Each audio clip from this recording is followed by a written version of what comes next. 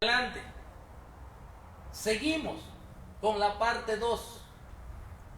Esto es lo que a nosotros nos incumbe. La pregunta es, ¿el mundo en estos tiempos Dios la estará preparando por medio de todos los acontecimientos que nosotros estamos observando a nuestro alrededor y en nuestras vidas? Porque tiene efecto lo que sucede en el mundo, porque estamos en el mundo. ¿Estará el Señor preparando al mundo para la otra fase, para el otro tiempo, para el tiempo de angustia, para el tiempo de la ira? Pero los acontecimientos que vemos alrededor, esos dolores, esas familias sufriendo, esas angustias, gente quedándose sin casa, gente abandonando este mundo por enfermedades, gente que se va a quedar sin empleo. ¿Estará el Señor preparando?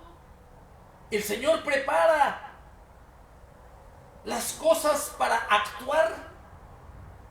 Pues hay un principio bíblico, mis hermanos, rápidamente, que nos muestra y nos enseña cómo el Señor prepara los acontecimientos de nuestras vidas para mostrarnos su voluntad.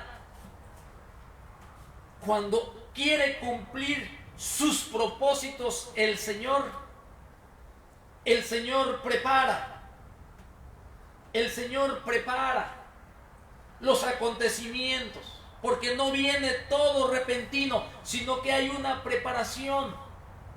El mundo se tiene que preparar para entrar al tiempo de la angustia, para entrar al tiempo de la ira de Dios que se va a desatar sobre este mundo que ha rechazado, que le ha dado las espaldas a la palabra del Señor, que no le importa el sacrificio perfecto que perdona nuestros pecados y que nos quita la ira.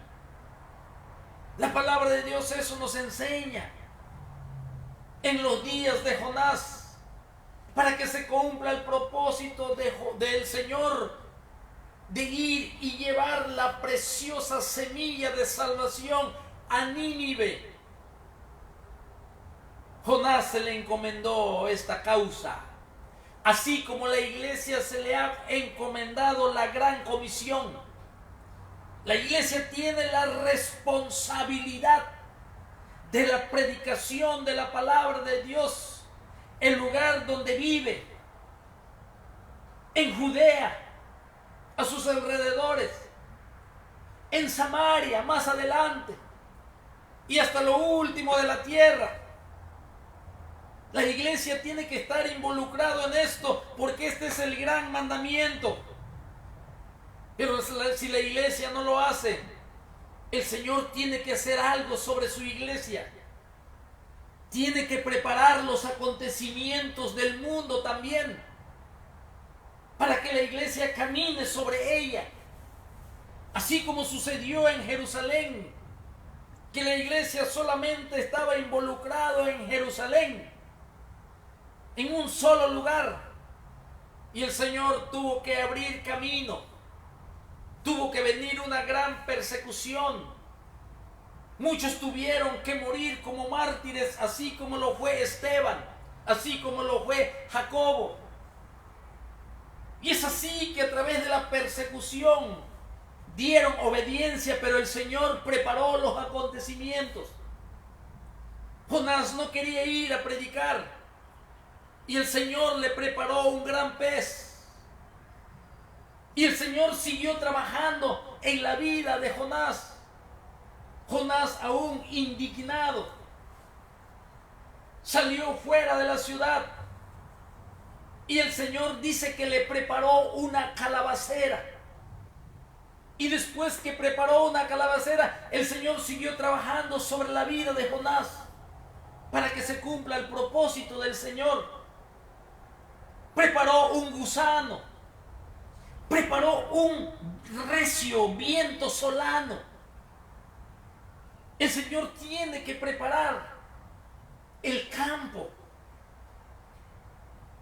Porque la ira de Dios está por derramarse sobre el mundo y la iglesia tiene una gran responsabilidad, mis hermanos. Cuando una nación o una cultura se corrompe, el Señor viene a inspeccionarla. Cuando una nación se corrompe, una cultura se echa a perder, se pudre, cuando no les importa la ley de Dios, cuando todo lo hacen al revés, cuando estamos recibiendo las bendiciones del Señor, nosotros como iglesia aquí en los Estados Unidos de América, que es la gran Babilonia, estamos recibiendo todas las bendiciones del Señor. No nos hace falta nada. Pero lamentablemente nos ha absorbido la cultura. Nos ha absorbido esta gran Babilonia. Nos hemos afanado tanto como se afanó Israel en el tiempo del retorno. Se tenía que construir el segundo templo. Era un decreto divino que el Señor usó al rey emperador persa Ciro para dar la orden de la restauración del templo y de Jerusalén. Estaban en Babilonia, allí donde están los jardines colgantes de Babilonia, donde están las delicias de los ojos, donde están las delicias de la carne. Allí estaba muy cómoda Israel. El Señor tuvo que despertar el espíritu de Zorobabel. El Señor tuvo que despertar el espíritu de Esdras. El Señor tuvo que despertar el espíritu de Nehemías. Pero Israel, cuando volvió, abandonó la obra de Dios en el retorno.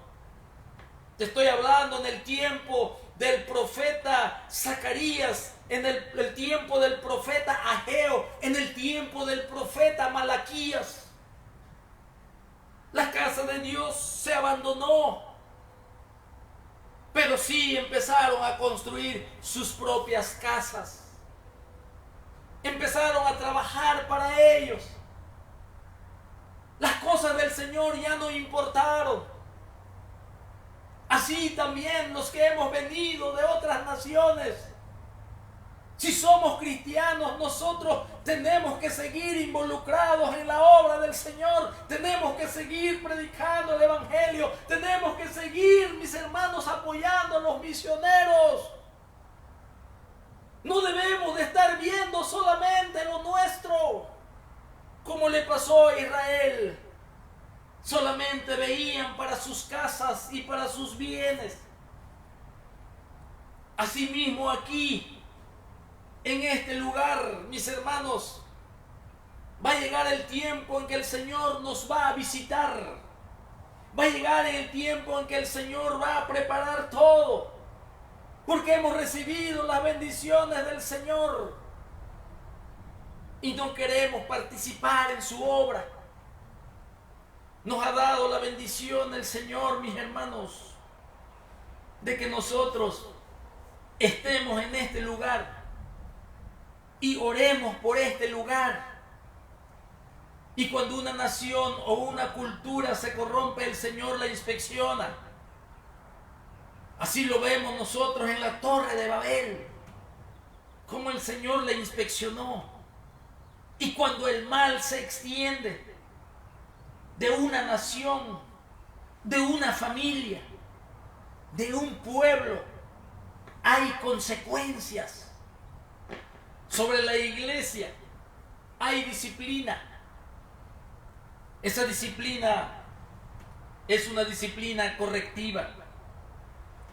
Juicio, primero manda.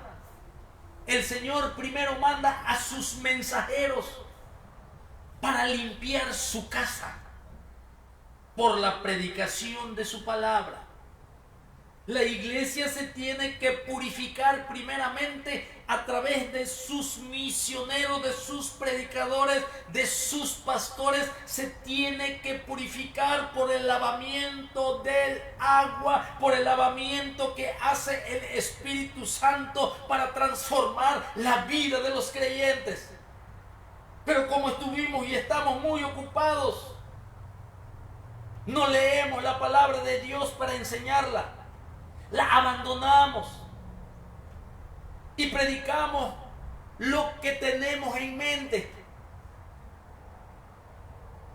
Inclusive hasta nos molestamos cuando oímos a otros predicadores que hablan de juicio, que hablan de disciplina. Pero ya estamos llegando a un tiempo en que no van a negar esta enseñanza de la ira de Dios, del juicio de Dios, de la disciplina del Señor, que mucho tiempo nos envolvió y ni cuenta nos dimos que el Señor nos está hablando por medio de enfermedades, por medio de la muerte de los hermanos, y no nos damos cuenta. La Biblia así nos enseña los juicios que ocurren ahora en la iglesia. Por eso es importante hacernos un autoexamen. Y yo voy a abrir el libro o la epístola de Primera a los Corintios. Primera a los Corintios. Vamos a leer. Y el capítulo 11.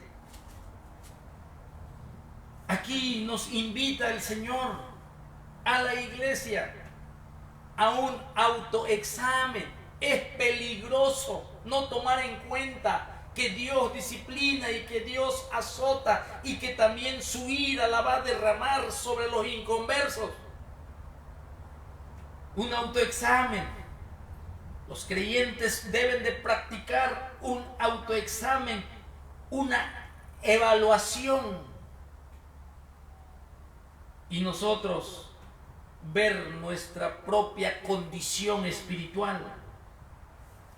La iglesia, mis hermanos, sí, debe de ser purificada, el cuerpo de Cristo. Y la misma iglesia ayuda para esto. Hoy ya no creen en la disciplina, ya no creen en lo que Cristo Jesús dice. Si alguien ofende a alguien, ve y háblale, y si no entiende, toma 2 testigos, y si no entiende con esos 2 testigos, dalo a conocer a la iglesia. Pablo dice: el tal sea entregado a Satanás para la destrucción de la carne. Aquí la palabra de Dios, mis hermanos, nos enseña sobre la disciplina divina. Y nos dice en Hebreos 12 del 5 al 11 que así como un padre corrige amorosamente a sus hijos, el Señor disciplina a los suyos. Hebreos 12 versículos 5 al 11. Es decir, que nuestro Señor Jesucristo, a aquellos que ya los salvó, que ya los redimió, que ya los lavó, que ya tienen el Espíritu Santo, y ese Espíritu Santo que vive en ellos los anhela celosamente. Ese es el verdadero templo del Espíritu Santo. Tus bocas ya no es tuyo, tu mano ya no es tuyo, tu pensamiento ya no es tuyo. Ahora por el Espíritu Santo amarás al Señor tu Dios con todo tu corazón, con toda tu alma, con toda tu mente, con todas tus fuerzas, y así te debes de ofrecer en sacrificio vivo, santo, agradable al Señor, como un culto racional. Eso es lo que quiere el Señor, para que cuando tú estés en su presencia, ya sea en tu vida privada o ya sea en la comunidad de los creyentes, que es la reunión de la iglesia, tu adoración pueda ser en espíritu y en verdad, y delante de toda la multitud de un mundo que no se ve, la alabanza y la gloria sea para aquel que vive por los siglos de los siglos. Por eso es el propósito, la alabanza de la gloria de su gracia, para adorarlo, para edificarnos, para amarnos los unos a los otros y para predicar su evangelio. Pero ¿cómo estamos viviendo en este tiempo? Por eso el Señor nos habla de la disciplina, nos habla del azote y del castigo para la iglesia. Ya nos enseña esto. Por eso vivimos como queremos. Por eso hacemos lo que hacemos. Por eso la iglesia se encuentra en esta condición espiritual en estos años 2025. Los culpables son los que están al frente. Los que no le dedicaron tiempo a la palabra de Dios para edificar la iglesia sobre la roca. Por eso es importante la palabra del Señor. Por eso la casa del Señor se tiene que limpiar por la predicación de la palabra. Lo enseña Efesios capítulo 5, el versículo 16. Pero si este lavado no produce ningún cambio en los creyentes, entonces la destrucción es inevitable.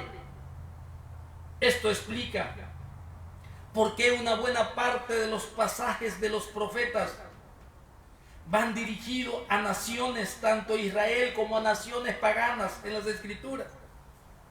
Podemos ver la misión de Jonás a Asiria, Abdías a Edom, y Dios habla a todo el mundo, ¿sí? A nuestra cultura. Serán destruidos si no hay un cambio por la predicación de la palabra de Dios, porque Dios no puede ser burlado. Te voy a poner un ejemplo: la iglesia de Éfeso, una iglesia doctrinalmente, mis hermanos, con un crecimiento extraordinario. Fue la localidad que más escuchó de la palabra del Señor por mucho tiempo. Pero la iglesia de Éfeso se le advirtió. Tú lo puedes ver en Apocalipsis capítulo 2, en donde le dijo el Señor: quitaré tu candelero de su lugar. Porque si no te arrepientes, si no vuelves a tu primer amor, recuerda de dónde has caído. La palabra de Dios dice que al paso de los años, Éfeso dejó de existir con la llegada del Imperio Otomano.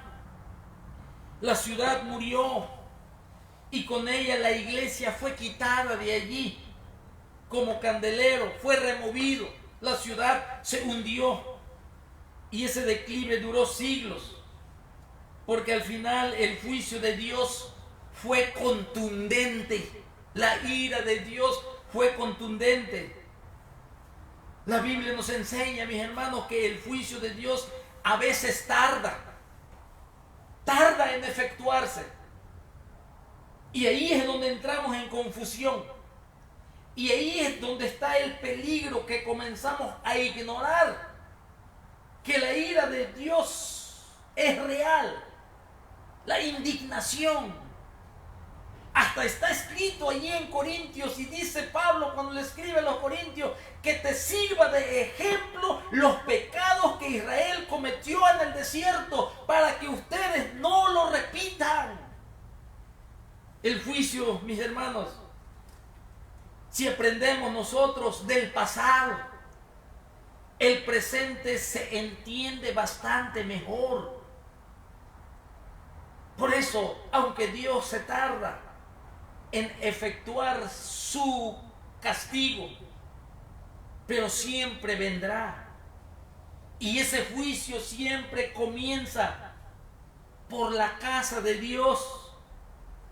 Primera de Pedro capítulo 4 y el versículo 7. Mire qué dice.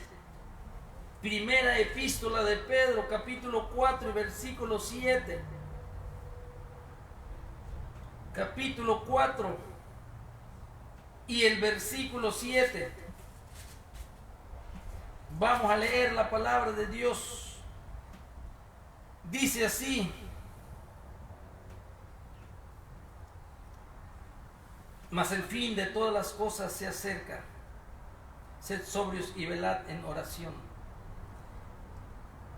Y luego, amados, no os sorprendáis del fuego de prueba. Primera de Pedro 4:7. ¿Es ese? Creo que no es este.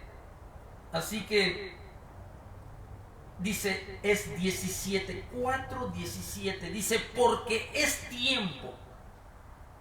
Primera de Pedro 4:7. Porque es tiempo de que el juicio comience por la casa de Dios. Y si primero comienza por nosotros, ¿cuál será el fin de aquellos que no obedecen el Evangelio de Dios? Cuando Israel fue invadida, ya se había profetizado juicio a todas las naciones. Juicio para Babilonia, profetizó Jeremías, lo profetizó Ezequiel, lo profetizó Isaías, lo profetizaron todos los profetas. Juicio también para quién, para Tiro, juicio para Sidón, juicio para Edom, juicio para Moab, juicio para los filisteos, juicio para Gaza, a todas las naciones existentes. Así en este mundo viene juicio para las naciones, pero tiene que comenzar por la casa de Dios. Y quizás el Señor ya está trabajando. Lo triste es que no nos podemos dar cuenta. Por eso, mis hermanos, quizás estamos siendo engañados por nuestro propio corazón, en donde ya nosotros estamos viendo los juicios que se acercan. Ahora vamos a leer aquí algo importante. Este algo importante que vamos a leer se encuentra aquí en 1 Corintios capítulo 11 y el versículo 23. Solo es una parte de el azote, el castigo del Señor sobre la comunidad de creyentes, sobre aquellos que ya han sido sellados, que ya tienen el sello de propiedad del Señor, los que ya tienen las arras, el adelanto de la herencia, los que ya han sido lavados con la sangre de Cristo, los que ya recibieron el perdón de sus pecados, los que ya tienen el don de la vida eterna, los que ya son hijos adoptivos, los que ya han sido justificados, los que ya han sido bendecidos con toda bendición espiritual desde los lugares celestiales en Cristo, los que ya somos ricos por aquel que siendo rico se hizo pobre para que nosotros seamos enriquecidos. Estoy hablando de ellos. Castigo y juicio, pero juicio en disciplina correctiva. Y vamos a leer aquí en la Santa Cena. Dice la palabra de Dios, porque yo recibí del Señor, lo voy a leer. Es una carta doctrinal, escuche bien, porque yo recibí del Señor lo que también os he enseñado, que el Señor Jesús la noche que fue entregado tomó pan. Y habiendo dado gracias, lo partió y dijo, tomad, comed, esto es mi cuerpo que por vosotros es partido. Haced esto en memoria de mí. Para que me entienda, la iglesia de Corinto aquí se reúne y ponen las copas de vino y ponen pan sin levadura, en donde se simboliza la muerte de Jesucristo, donde su cuerpo fue molido por nuestros pecados, y es una ordenanza para la iglesia. Y el vino que simboliza la sangre del nuevo pacto. En otras palabras, esta ceremonia, mis hermanos, espiritual, la Santa Cena, es uno de los momentos más solemnes en la vida del cristiano. Esto no es un juego. Esto no es para pasar el rato. Aquí hay consecuencias que lo vamos a estudiar. Asimismo, dice el versículo 25 de primera epístola de los Corintios, capítulo 11, versículo 25, asimismo tomó también la copa, y después de haber cenado, diciendo: esta copa es el nuevo pacto en mi sangre. Haced esto todas las veces que la bebieres en memoria de mí. Recordatorio de lo que Jesucristo hizo por nosotros. El pan y el vino, símbolos. Así pues, todas las veces que comieres este pan y bebieres de esta copa, la muerte del Señor anunciáis hasta que Él venga. Y no nos debemos de detener allí. Tenemos que seguir leyendo, porque aquí viene juicio de Dios. El que toma la cena indignamente. Y tenemos que aprender qué es tomar la cena indignamente, qué es participar de la mesa del Señor, de ese símbolo del pan y del jugo de uva, que simboliza la sangre preciosa de Jesucristo. De manera que cualquiera que comiere este pan o bebiere esta copa del Señor indignamente, fíjate, indignamente, será culpado del cuerpo y de la sangre del Señor. Por lo tanto, pruébese cada uno a sí mismo y coma así del pan y beba de la copa. Porque el que come y bebe indignamente, sin discernir el cuerpo del Señor, juicio come. Escuche bien, es carta doctrinal. Juicio come y bebe para sí. Por lo cual hay muchos enfermos. Mire, el que come indignamente. Y vamos a ver qué significa comer indignamente. A veces lo malinterpretamos esta palabra. Por eso es importante entender. El que come indignamente, sin discernir el cuerpo del Señor, juicio come y bebe para sí también juicio, castigo, azote, porque está haciendo algo incorrecto en la cena del Señor, en la mesa del Señor. Por lo cual dice, hay muchos enfermos y debilitados entre vosotros, y muchos duermen, muchos ya están muertos. No estaremos viviendo nosotros en esta generación eso, y las enfermedades, las debilidades de los hermanos, de sus enfermedades y la muerte de algunos, ¿no tendrá que ver con esto como un castigo? ¿Se han preguntado eso?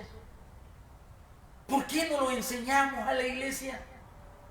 Es un peligro, mis hermanos, ignorar que Dios es un Dios también que se pone airado,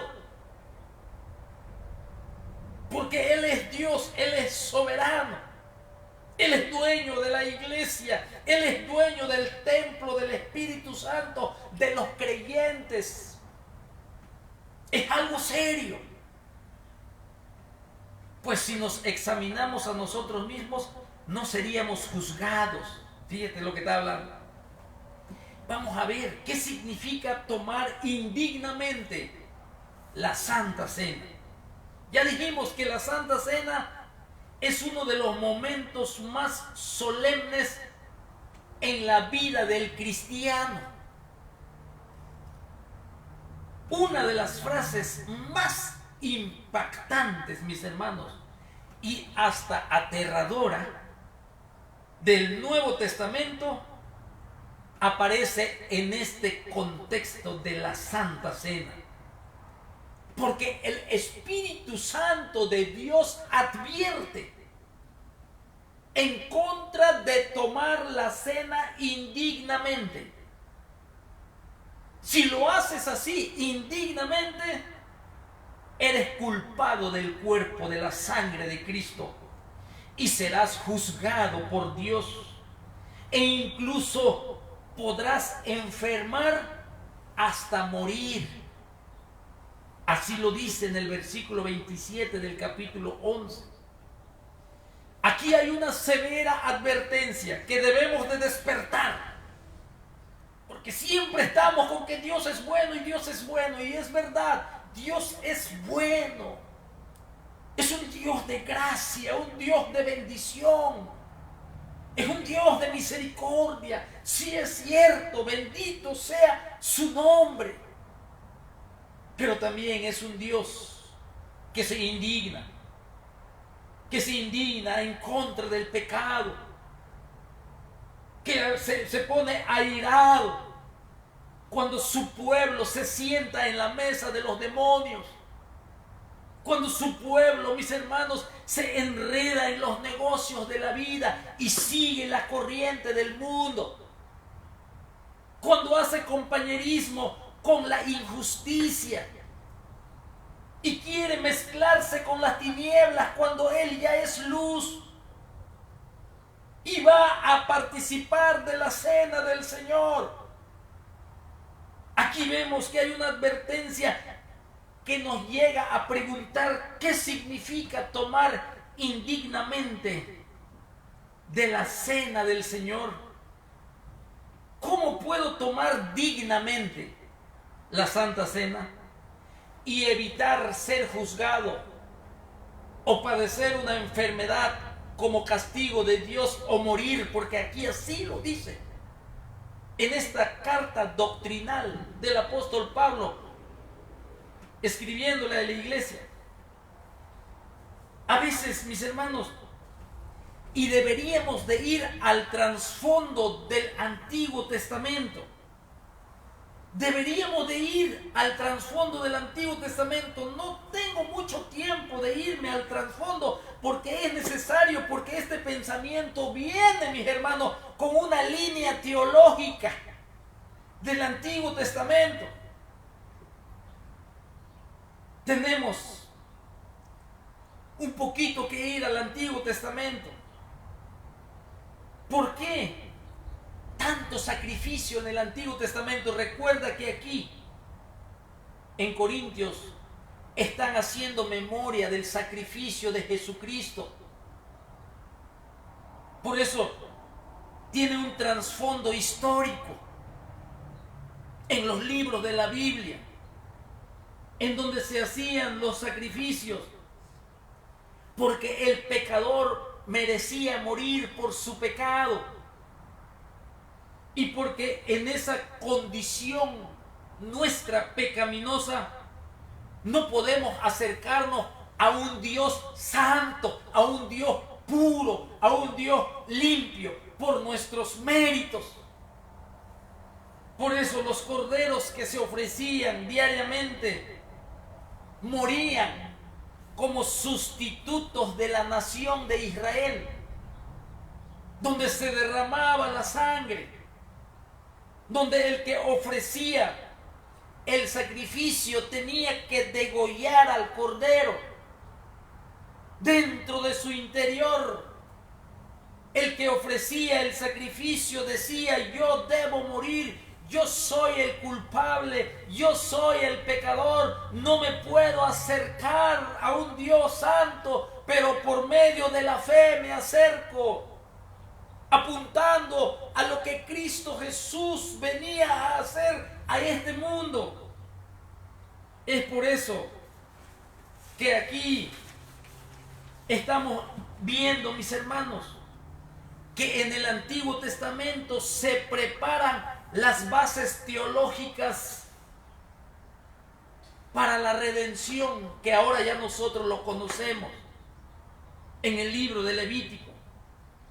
Porque nadie merece acercarse a Dios Creador Santo por nuestros propios méritos, ni por nuestras buenas obras. Por muy lleno que estemos de buenas obras, no podemos acercarnos a un Dios santo, porque somos pecadores y merecemos morir. Por eso allí en el Antiguo Testamento se establecen esas bases de la redención, en donde proporcionan todas las instrucciones, cómo Israel debería de acercarse a un Dios santo, y así el Dios santo puede habitar en medio de ellos en el tabernáculo de la reunión. Este principio bíblico, ¿sí?, donde Dios proveyó un sustituto para que podamos acercarnos a Él. Aquí estamos hablando de una memoria a través de los símbolos sobre lo que Jesucristo hizo. Y tenemos que ser muy serios para acercarnos a participar de la cena del Señor. Por eso aquí, mis hermanos, nadie puede acercarse a Dios por mérito propio. Nadie es digno. Nadie es digno por mérito propio. Así que cuando celebramos la cena del Señor, nadie es digno de acercarse a la mesa del Señor. Nadie. Él sí puede participar, porque ni él ni yo, nadie es digno. Nadie. Vamos a ver qué significa entonces el que toma la cena indignamente. Aquí nadie es sin pecado. Todos tenemos que reconocer nuestros pecados y nuestra indignidad. Dios, el Señor, proveyó un sustituto para que podamos acercarnos a Él. Ante Dios Padre nadie es digno. Por eso Jesús, nuestro precioso Salvador, murió para limpiarnos de todo pecado con la sangre de su sacrificio por medio de la fe. Ahora sí, ¿qué significa entonces tomar la cena indignamente? ¿Sabe lo que significa? Significa no tener reverencia, de ser irreverentes, de que nadie es digno, nadie es digno. Pero no debemos de acercarnos irreverentemente, porque la cena del Señor nos recuerda eso mismo, que nadie es digno. Por eso Jesús murió en la cruz en nuestro lugar. Y cuando nosotros actuamos sin el respeto que corresponde, al acercarnos, mis hermanos, a tomar el pan y el vino, pero nos acercamos sin respeto, nos acercamos con falta de reverencia y participamos en ella con indiferencia hacia el pecado, como si nada estuviera pasando, pero estamos viviendo en lascivia, estamos viviendo en concupiscencia, estamos viviendo, mis hermanos, en los deseos de nuestra carne, cuando deberíamos de acercarnos reverentemente, con mucho respeto. Señor, yo soy el que más necesito, porque yo, Señor, he pecado delante de ti, y es por eso que me acerco reverentemente, Señor, porque yo te pido que en esta hora me perdones, Señor, y me des, si yo me quiero y me arrepiento de todos mis pecados y voy a participar. Pero muchos se acercan con indiferencia, no les importa, son irrespetuosos ante la mesa, van y andan en disolución por muchos lados alrededor del mundo, se congregan y está la cena del Señor y no les importa, son irreverentes. Esto ocurre muchas veces cuando la persona deliberadamente ha pecado y no le importa y manifiesta negligencia y no hace nada por apartarse. No ora al Señor para que lo ayude, no pide misericordia, no dice: Señor, socórreme, necesito, Señor, soy tu hijo, tú eres santo, Señor, me acerco ante tu mesa, Señor, aquí con toda la reverencia, pero yo, Señor, necesito que me ayudes. Pero lo toman a la ligera la cena del Señor. No tienen intención de dejar su pecado, no tienen intención de dejar su pecado. Y aún así extienden su mano y toman la Santa Cena. De eso estamos hablando. Nadie es digno, pero tampoco tenemos que ser irreverentes. Todos hemos pecado, lo reconocemos, pero debe de haber una intención de dejar nuestro pecado. Pero pasa vez tras vez y se celebra la cena del Señor vez tras vez y no hay cambio en nuestras vidas. Eso es cuando el Señor castiga. Y está claro que hay muchos enfermos a causa de eso, y muchos debilitados, y muchos ya han muerto. Esto es una verdad de tomar la cena así. Por eso Joel capítulo 2 y versículo 3 dice: rasgad vuestro corazón y no vuestro vestido. Y luego dice: y convertíos a Jehová vuestro Dios, porque misericordioso y clemente es, tardo para la ira. ¿Cuántos años has pasado como cristiano, como hijo de Dios, como hijo del gran Rey, y no queremos arreglar nuestras vidas? Seguimos en la misma necedad de nuestro pecado. La luz del Evangelio, mis hermanos, que es la sal de la tierra, ya se ha vuelto insípida en mi vida y solamente es hollado y pisoteado por los hombres. Así que aquí Pablo nos dice que esta persona que se acerca así y extiende su mano, esta persona come y bebe juicio para sí. Esta persona será disciplinada y será castigada. Grande en misericordia es el Señor, y Él se duele del castigo, dice Joel. Pero su palabra no puede ser violentada. Somos iglesia, somos el cuerpo de Jesucristo, tenemos el mismo espíritu, somos de una misma fe, somos de un mismo Señor, estamos unidos y sabemos que Él nos rescató, que Él nos redimió, que Él nos compró, resplandeció la luz del Evangelio. No soy un religioso, no tengo nada más religión, yo tengo una regeneración de mi espíritu, un nuevo nacimiento, soy una nueva criatura. Experimenté, mis hermanos, ese cambio de muerte a vida. Entendemos todos estos misterios revelados a la iglesia. Por eso participar, mis hermanos, algunos participan creyendo que son lo suficientemente buenos para tomarlo. No, nadie es lo suficientemente bueno para tomar la cena del Señor. Todos somos indignos, lo vuelvo a repetir. Gálatas capítulo 6 y el versículo 14.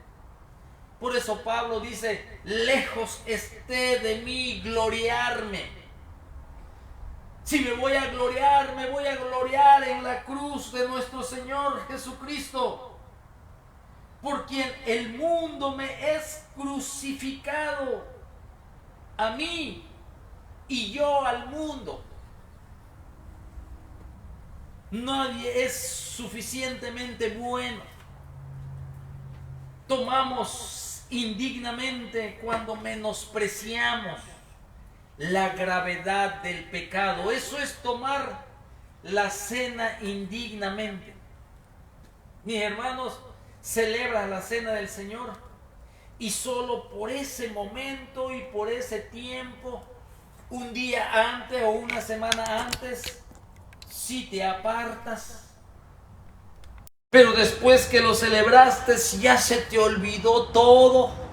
Vuelves a hacer lo mismo y no consideras la gravedad del pecado y ni mucho menos consideras la magnitud de la cruz de Cristo. No consideras lo grande del sacrificio de nuestro Señor Jesucristo, que dejó su trono en gloria para venir a buscarme y a salvarme y a quitar la ira de mi pecado. Mis hermanos, no lo consideramos su magnitud ni la gravedad del pecado. Eso es lo triste. Cristo murió porque nadie es digno.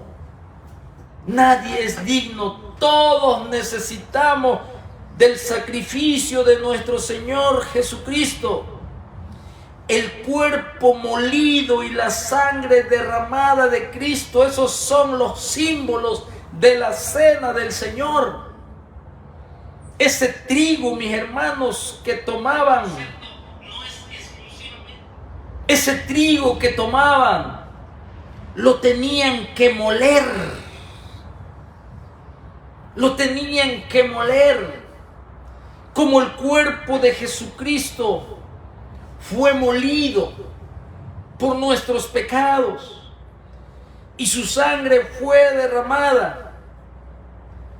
Y su sacrificio, mis hermanos, adquiere una magnitud grande de nuestro Señor Jesucristo en la cruz del Calvario, por la gravedad del pecado.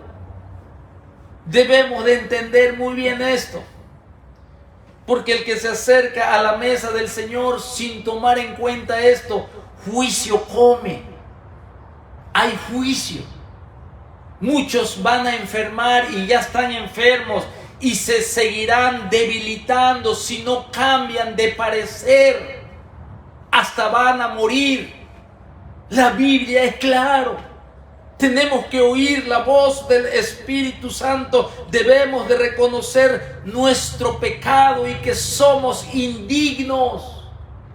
Hay uno solo que es digno. Es nuestro Señor Jesucristo. Y la Biblia lo enseña. Que en todo el universo buscaron a alguien digno para acercarse a Dios Padre y no lo hubo nadie.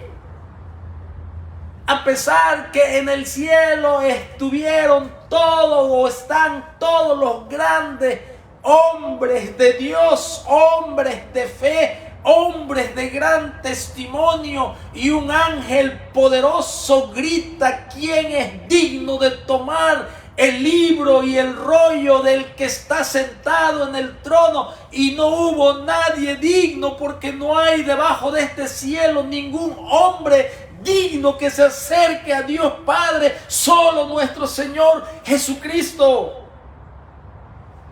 Así es como nosotros nos acercamos a Dios Padre. Pero tenemos que ver la gravedad de nuestro pecado y la magnitud de la cruz y del sacrificio de nuestro Señor Jesucristo. Importante, mis hermanos, en esta santa cena, la cena del Señor, implica, mis hermanos, un momento de reflexión, un momento de autoevaluación. Por eso, mis hermanos, de esta manera vamos a reconocer la gravedad de nuestro pecado. Se lo confesamos a Él y le pedimos que su sangre poderosa y preciosa nos limpie. Entonces, cuando comemos y bebemos, estamos proclamando esta realidad. Cuando comemos el pan y tomamos el vino, estamos proclamando esta realidad, y aún así seguimos necesitados de la persona y la obra de Cristo todavía. Hacemos memoria. Debemos de proclamarlo hasta que Él venga. No solo es comer la cena, sino que también debemos de proclamarlo, tanto como su primer venida y tanto como su otra venida que está cerca. La Santa Cena, mi Señor, no tiene, mis hermanos, como propósito imponer culpa, ¿sí?, sobre nosotros, sino dirigir nuestra atención a la maravillosa obra de Cristo. Ese es el propósito de la Santa Cena. Si hemos pecado es cuando más lo necesitamos, pero al acercarnos a Él, tenemos nosotros, mis hermanos, ver la gravedad de nuestro pecado y la magnitud de la cruz de Cristo. Si no nos importa eso, ahí es donde viene juicio y castigo. Por eso es claro aquí: porque el que come y bebe indignamente, sin discernir, sin darse cuenta del cuerpo del Señor, juicio come y bebe para sí. Por lo cual, escucho otra vez, hay muchos enfermos y debilitados entre vosotros, y muchos duermen. Muchos duermen. Aquí, mis hermanos, en la cena del Señor y la importancia de su sacrificio, ¿sí?, nos enseña cómo debemos de actuar y participar. Haced esto en memoria de mí, en memoria de mí. Es donde el Espíritu Santo, a través de Pablo, les recuerda que el participar de la cena del Señor es recordar lo que representa el jugo de uva y el pan sin levadura. Tenemos que hacer memoria, tenemos que reflexionar, tenemos que autoexaminarnos. No es cualquier cosa. Hay gravedad en el asunto si lo hacemos livianamente, sin tomar en cuenta la gravedad del pecado, y no queremos cambiar. Por eso, mis hermanos, la sangre derramada por nuestros pecados es meditar, reflexionar en todo lo que conlleva el sacrificio de nuestro Señor Jesucristo. Es recordar que hemos sido libres de nuestros pecados gracias a su muerte. Es recordar que a Él poco le importó dar su vida por nosotros. No le importó, con tal de que nosotros seamos libres de la ira. Por eso, mis hermanos, esa vida de pecado que llevábamos, cuando estábamos muertos en nuestros delitos, como lo dice Efesios 2, versículo 1, nosotros es recordar, hacer memoria de que vivíamos sin esperanza y sin Dios en el mundo, porque ya somos nuevas criaturas.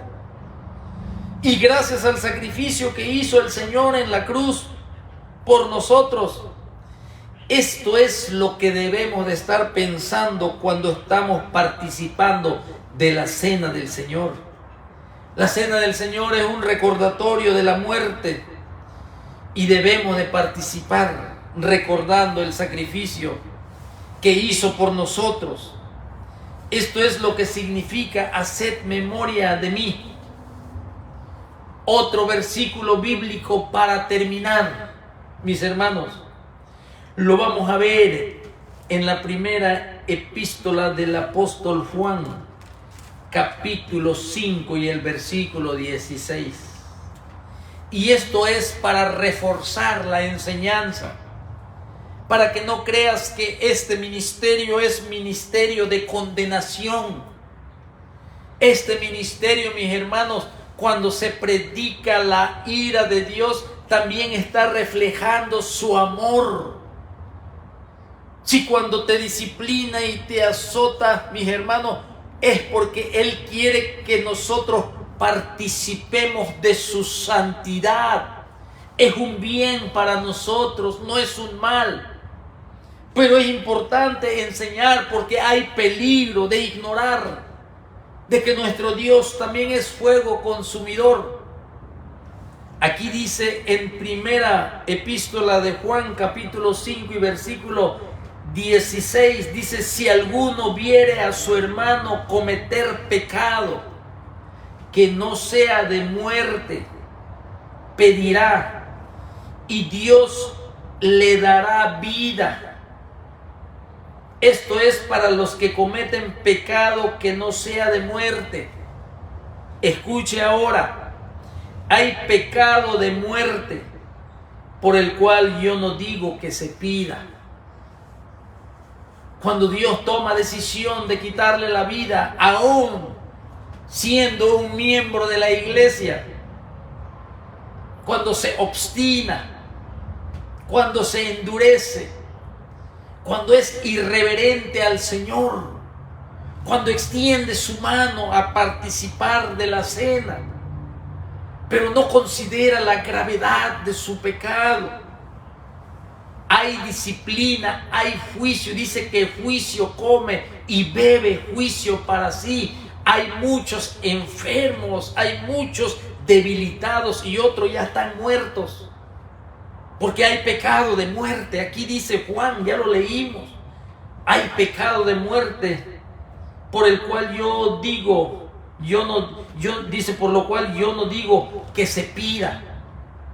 Este es uno de los versículos, mis hermanos, del Nuevo Testamento que nos dice que hay pecado de muerte. Aquí podemos ver este versículo.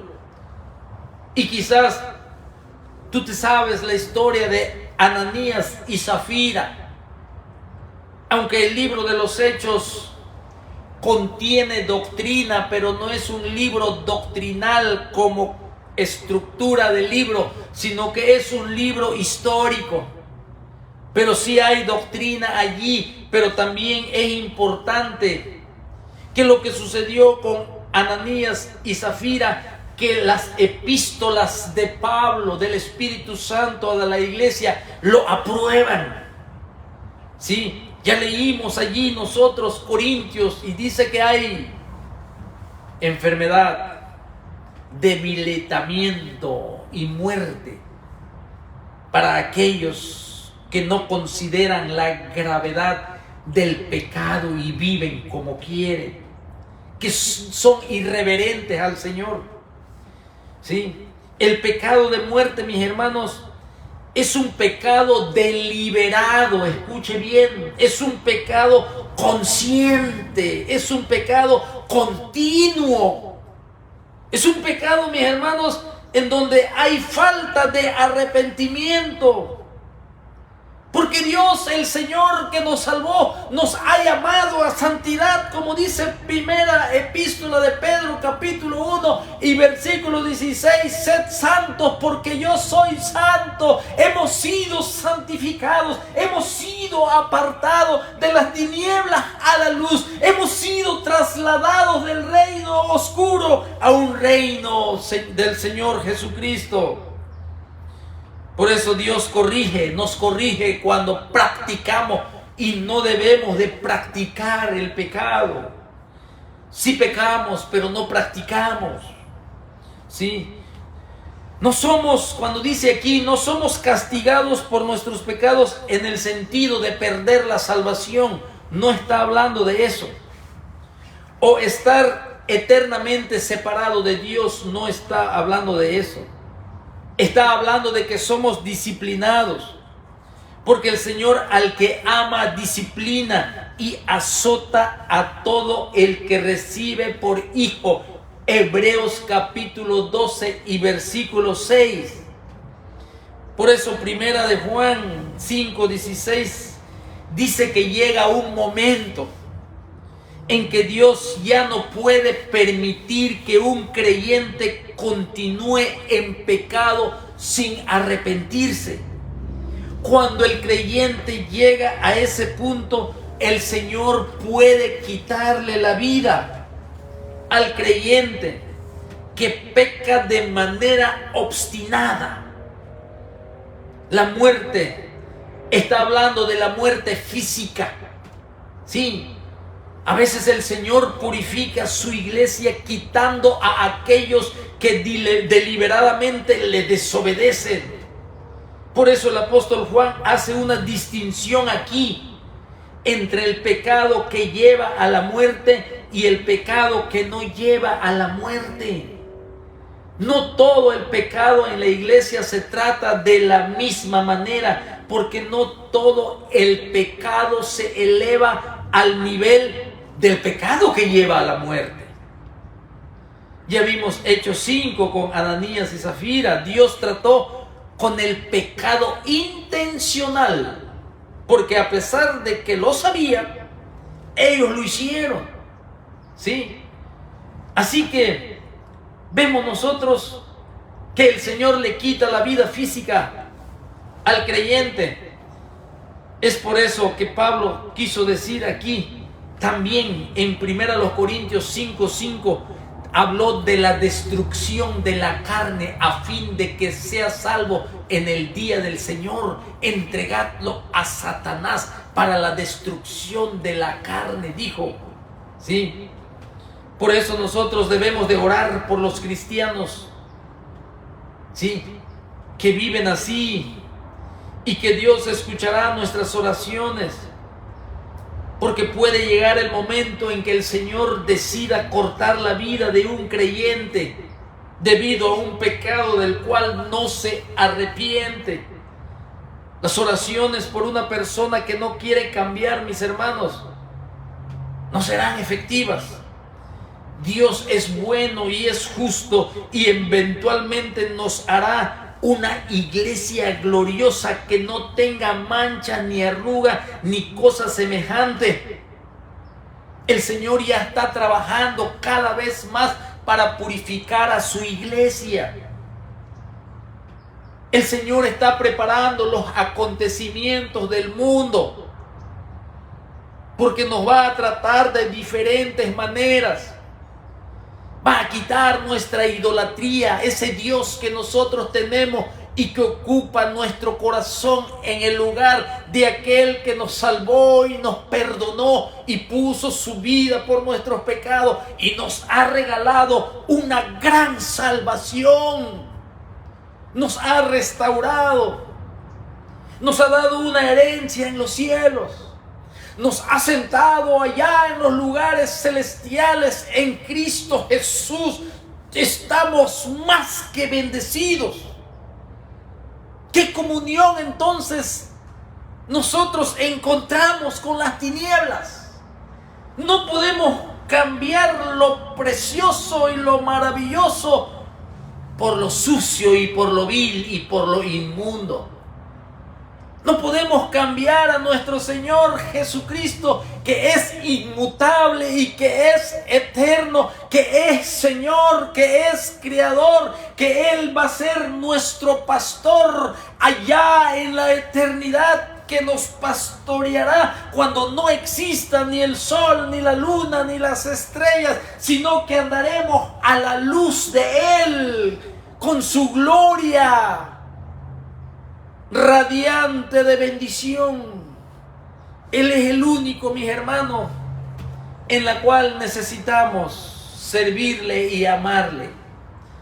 La ira de Dios, el castigo del Señor, su indignación, es una doctrina que nos enseña a lo largo de la Biblia. Quizás la semana que viene vamos a estar viendo algunos juicios de Dios que ya pasaron, ¿sí?, en la cual necesitamos refrescar nuestra mente de aceptar esta enseñanza, porque es un peligro de ignorar la ira de nuestro Dios creador. Si no, no tiene caso la muerte de Jesucristo, si no existe la ira de Dios? Entonces en vano murió Cristo Jesús. Que el Señor los bendiga en esta tarde. Señor, te damos las gracias una vez más por habernos permitido, Señor, haber mostrado, Señor, el reflejo de tu amor, que lo vemos en la cruz del Calvario. Muchas gracias, Señor, por las bendiciones que nos has dado. Y te pedimos, Señor, por la salvación de las almas perdidas. Te pedimos, Señor, por tu iglesia en todo el mundo, Señor. Por tus líderes, mi Dios, que has puesto. Que los llenes de tu Santo Espíritu. Que se vuelvan a ti, Señor. Aquellos que han perdido tanto tiempo, Señor, en lo vano. Te pedimos, Señor, que nuestro corazón se vuelva a ti y entremos en tu secreto, entremos, Señor, invirtiendo tiempo en tu palabra y predicar tu palabra, Señor, a tiempo y fuera de tiempo, en todo lugar, Señor, no solo donde vivimos, sino que en lugares lejanos. Muchas gracias, Señor. Bendice a los enfermos. Sana, Señor, a los que tienen problemas físicos.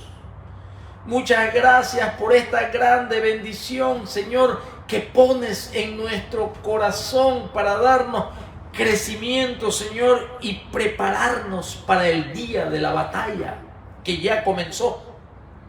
Pero necesitamos cada vez más involucrarnos en la guerra e ir al frente, Señor, con el poder de tu Santo Espíritu y con el poder de tu palabra viva, Señor, y con el poder de tu evangelio, Señor, tu obra en la cruz que tiene poder para librar al hombre de su pecado y de la ira venidera.